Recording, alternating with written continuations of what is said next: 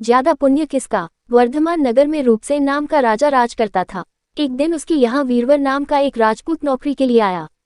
राजा ने उससे पूछा कि उसे खर्च के लिए क्या चाहिए, तो उसने जवाब दिया, 1000 तोले सोना। सुनकर सबको बड़ा आश्चर्य हुआ। राजा ने पूछा, तुम्हारे साथ कौन कौन है। उसने जवाब दिया, मेरी स्त्री, बेटा और बेटी। राजा को और भी अचंभा हुआ, आखिर 4 जने इतने धन का क्या करेंगे। फिर भी उसने उसकी बात मान ली।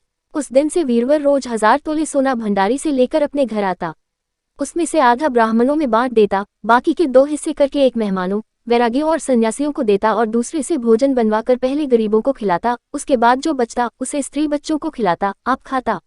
काम यह था कि शाम होते ही ढाल तलवार लेकर राज के पलंग की चौकीदारी करता। राजा को जब कभी रात को जरूरत होती वह हाजिर रहता। एक आधी रात के समय राजा को मरघट की ओर से किसी के रोने की आवाज आई। उसने वीरवर को पुकारा तो वह आ गया। राजा ने कहा, जाओ पता लगाकर आओ कि इतनी रात गई यह कौन रो रहा है और क्यों रो रहा है। वीरवर तत्काल वहां से चल दिया। मरघट में जाकर देखता क्या है कि सिर से पांव तक एक स्त्री गहनों से लदी कभी नाचती है, कभी कूदती है और सिर पीट पीट कर रोती है, लेकिन उसकी आंखों से एक बूंद आंसू की नहीं निकलती। वीरवर ने पूछा, तुम कौन हो, क्यों रोती हो। उसने कहा, मैं राजलक्ष्मी हूँ। रोती इसलिए हूँ कि राजा विक्रम के घर में खोटे काम होते हैं, इसलिए वहां दरिद्रता का डेरा पड़ने वाला है। मैं वहां से चली जाऊंगी और राजा दुखी होकर 1 महीने में मर जाएगा। सुनकर वीरवर ने पूछा, इससे बचने का कोई उपाय है। स्त्री बोली, हाँ है। यहाँ से पूरब में 1 योजन पर एक देवी का मंदिर है। अगर तुम उस देवी पर अपने बेटे का शीश चढ़ा दो तो विपदा टल सकती है। फिर राजा 100 बरस तक बेखट के राज करेगा। वीरवर घर आया और अपनी स्त्री को जगाकर सब हाल कहा। स्त्री ने बेटे को जगाया, बेटी भी जाग पड़ी। जब बालक ने बात सुनी तो वह खुश होकर बोला, आप मेरा शीश काटकर जरूर चढ़ा दें।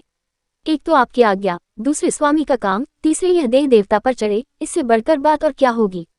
आप जल्दी करें। वीरवर ने अपनी स्त्री से कहा, अब तुम बताओ।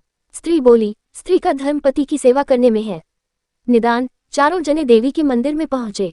वीरवर ने हाथ जोड़कर कहा, हे देवी, मैं अपने बेटे की बलि देता हूँ। मेरे राजा की 100 बरस की उम्र हो। इतना कहकर उसने इतने जोर से खांडा मारा कि लड़के का शीश धड़ से अलग हो गया। भाई का यह हाल देखकर बहन ने भी खांडे से अपना सिर अलग कर डाला। बेटा बेटी चले गए तो दुखी माँ ने भी उन्हीं का रास्ता पकड़ा और अपनी गर्दन काट दी। वीरवर ने सोचा कि घर में कोई नहीं रहा तो मैं ही जीकर क्या करूंगा। उसने भी अपना सिर काट डाला। राजा को जब यह मालूम हुआ तो वह वहां आया। उसे बड़ा दुख हुआ कि उसके लिए 4 प्राणियों की जान चली गई। वह सोचने लगा कि ऐसा राज करने से धिक्कार है। यह सोच उसने तलवार उठा ली और जैसे ही अपना सिर काटने को हुआ कि देवी ने प्रकट होकर उसका हाथ पकड़ लिया। बोली, राजन, मैं तेरे साहस से प्रसन्न हूँ। तू जो वर मांगेगा सो दूंगी। राजा ने कहा, देवी तुम प्रसन्न हो तो इन 4 को जिला दो। देवी ने अमृत छिड़क कर उन नी पहुंचा और उसे फिर पकड़कर लाया तो बोताल ने चौथी कहानी कही।